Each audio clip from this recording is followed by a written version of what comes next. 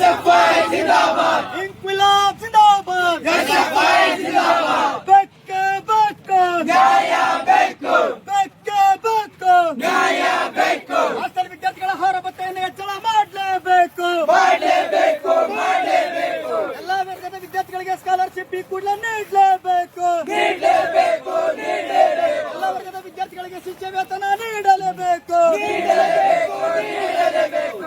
ದೇಶವನ್ನು ರಕ್ಷಣೆ ಮಾಡಲಿಕ್ಕಾಗಿದೆ ಅವತಾರ ಪುರುಷರಾಗಿ ಹುಟ್ಟು ಬಂದಿದ್ದೀರಿ ಅನ್ನೋ ರೀತಿಯಲ್ಲಿ ಮಾತಾಡ್ತಕ್ಕಂತ ಈ ದೇಶದ ಜನಸೇವಕ 56 ಇಂಚಿನ ಎದೆ ಇರ್ತಕ್ಕಂತಹ ಮಾನ್ಯ ಶ್ರೀ ಶ್ರೀ ಶ್ರೀ ನರೇಂದ್ರ ಮೋದಿ ಸಾಹೇಬರಿಗೂ ನಾವು ಪ್ರಶ್ನೆ ಮಾಡಬೇಕಾಗಿದೆ. ಏನ್ ಸ್ವಾಮಿ, ಕೇಂದ್ರದಿಂದ ಕೊಡ್ತಕ್ಕಂಥ ಅನುದಾನ, ವಿದ್ಯಾರ್ಥಿಗಳಿಗೆ ಕೊಡ್ತಕ್ಕಂಥ ಅನುದಾನ ಯಾಕೆ ಕಡಿತ ಮಾಡ್ತಾ ಇದೆಯಾ? ಅಧಿವೇಶನ ನಡೀತಾ ಇದೆ, ಪಾರ್ಲಿಮೆಂಟ್ ಅಲ್ಲಿ ಚರ್ಚೆಗಳಾಗ್ತಾ ಇದ್ದಾವೆ. ಒಂದೇ ಮಾತ್ರ ಬಗ್ಗೆ ಚರ್ಚೆ ಮಾಡುವ ನರೇಂದ್ರ ಮೋದಿಗೆ ಈ ದೇಶದ ವಿದ್ಯಾರ್ಥಿಗಳ ಫೆಲೋಶಿಪ್ ಬಗ್ಗೆ ಚರ್ಚೆ ಮಾಡಕ್ಕೆ ಆಗ್ತಾ ಇಲ್ಲ. ಈ ಭಾಗದಲ್ಲಿ ಗೆದ್ದು ಹೋಗಿರ್ತಕ್ಕಂಥ ಜಗದೀಶ್ ಶೆಟ್ಟರ್ ಅವರಿಗೆ ಈ ಭಾಗದ ಪ್ರಶ್ನೆಗಳನ್ನ ಎತ್ತಿ ಮಾತಾಡ್ಲಿಕ್ಕೆ ಯಾಕಾಗ್ತಾ ಇಲ್ಲ? ಪ್ರಹ್ಲಾದ್ ಜೋಶಿ ಅವರಿಗೂ ಕೂಡ ನಾನು ಪ್ರಶ್ನೆ ಮಾಡ್ತೀನಿ, ಯಾಕೆ ಸ್ವಾಮಿ ಕಿರ್ಚ್ಕೋತೀರಿ? ಬೇರೆ ಧರ್ಮಗಳ ವಿಚಾರ ಬಂದಾಗ, ಜಾತಿಗಳ ವಿಚಾರ ಬಂದಾಗ ಕಿರ್ಚ್ಕೋತೀರಿ, ಬಾಯಿಗೆ ಬೀಗ ಹಾಕೋರಿಲ್ಲ ನಿಮ್ಗೆ. ಆದ್ರೆ ವಿದ್ಯಾರ್ಥಿಗಳ ಹಕ್ಕುಗಳು ಅಂತ ಬಂದಾಗ ಯಾಕೆ ಕಿರ್ಚ್ಕೊಳಕ್ಕಾಗಲ್ಲ? ಪಾರ್ಲಿಮೆಂಟ್ ಅಲ್ಲಿ ಯಾಕೆ ಮಾತಾಡಕ್ಕಾಗಲ್ಲ? ಯುವ ನಾಯಕ ಅನ್ನೋ ರೀತಿಯಲ್ಲಿ ಬೆಂಗಳೂರಿನ ಅನೇಕ ಜನ ನಮ್ಮ ಮುಖಂಡರುಗಳು ಬಂದಿದ್ದೀರಿ. ಬೆಂಗಳೂರಿನ ತೇಜಸ್ವಿ ಸೂರ್ಯ ಪಾರ್ಲಿಮೆಂಟ್ ಅಲ್ಲಿ ಚರ್ಚಿಸ್ತಾರೆ ಒಂದೇ ಮಾತ್ರ ವಿಚಾರಕ್ಕಾಗಿ. ಯಾವತ್ತಾದ್ರೂ ತೇಜಸ್ವಿ ಸೂರ್ಯ ಈ ದೇಶದ ವಿದ್ಯಾರ್ಥಿಗಳ ಹಕ್ಕುಗಳಿಗಾಗಿ ಮಾತಾಡಿದ್ರ?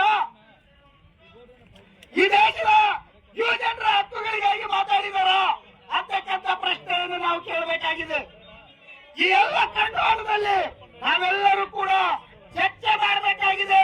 ವಿದ್ಯಾರ್ಥಿಗಳು ಅಂದ್ರೆ ವಿದ್ಯಾರ್ಥಿಗಳು ಕಂಡ್ರೆ ಎಷ್ಟು ಭಯ ಇದ್ರೆ, ಸರ್ಕಾರ ನಡೆಸಕ್ಕೆ ತಾಕತ್ತಿಲ್ಲದೆ ಇದ್ರೆ ಸರ್ಕಾರ ನಡೆಸೋದನ್ನು ಬಿಟ್ಟು ಎಲ್ಲರೂ ಮನೆಗೆ ಹೋಗಿ ಅಂತಕ್ಕಂಥದ್ದನ್ನ ಹೇಳಬೇಕಾಗಿದೆ. ವಿದ್ಯಾರ್ಥಿಗಳು ಕೇಳ್ತಾ ಇರುವಂತ ಹಕ್ಕುಗಳನ್ನು ಕೊಡಕ್ಕಾಗದೇ ಇದ್ರೆ ಯಾಕೆ ನೀವು ಸುವರ್ಣಸೌಧದಲ್ಲಿ ಚರ್ಚೆ ಮಾಡಬೇಕು? ಯಾಕೆ ಈ ಅಧಿವೇಶನ ನಾಟಕೀಯ ಅಧಿವೇಶನಗಳನ್ನು ನಡೆಸೋದನ್ನ ನಿಲ್ಲಿಸಬೇಕು? ಈ ಭಾಗದ ಜನರ ಪ್ರಶ್ನೆಗಳೇನಿದಾವೆ, ವಿದ್ಯಾರ್ಥಿಗಳ ಪ್ರಶ್ನೆಗಳೇನಿದಾವೆ, ಅವುಗಳ ಬಗ್ಗೆ ನೀವು ಚರ್ಚೆ ಮಾಡಬೇಕು. ನೀವು ಈ ಅಧಿವೇಶನದಲ್ಲಿ ಅನೇಕ ಕಾಯ್ದೆಗಳನ್ನ ತರ್ತಾ ಇದ್ದೀರಿ.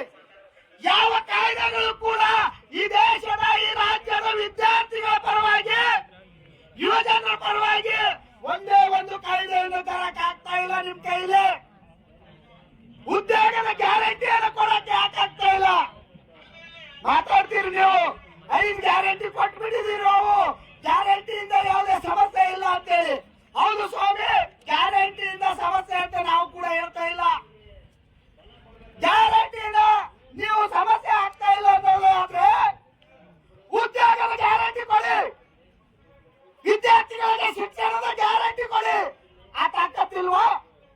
ತಾಕತ್ತಿಲ್ಲ ಇದ್ರೆ ಕುರ್ಚಿ ಹಾಕ್ಬೇಕು. ಅವುಗಳ ಪರಿಸ್ಥಿತಿ ಏನಂತೇಳಿ ನಾವುಗಳು ಕೂಡ ಹೋಗಿ ನೋಡಿದೀವಿ. ನೀವುಗಳು ಬೇಕಾದ್ರೆ ಸರ್ಕಾರದಿಂದ ಒಂದು ಸಮಿತಿ ರಚನೆ ಮಾಡಿ ಆ ಪರಿಸ್ಥಿತಿಯನ್ನ ಒಂದು ಪರಿಶೀಲನೆ ಮಾಡ್ರಿ. ಅಲ್ಲೇ ಮೂಲಭೂತ ಸೌಕರ್ಯಗಳಿಲ್ಲ ಸರ್. ದಯವಿಟ್ಟು ಆ ರೀತಿ ಮತ್ತೆ ಇದು ಒಂದು ಆಗ್ಬಾರ್ದು ಅನ್ನೋದೇ ನಮ್ಮ ಆತಂಕ. ಮತ್ತೆ ಆ ಹೆಸರಲ್ಲಿ ಇರ್ತಕ್ಕಂತ ಕೆಲವು ಕನ್ನಡ ಶಾಲೆಗಳು ಮುಚ್ಚೋಗ್ಬಿಟ್ಟು ಮತ್ತೆ ಈ ಶಾಲೆಗೂ ನಾವು ಮೂಲಭೂತ ಸೌಕರ್ಯ ಸಿಗದೆ ಇದ್ರೆ ವಿದ್ಯಾರ್ಥಿಗಳು ಎಲ್ಲಿ ಹೋಗ್ಬೇಕು?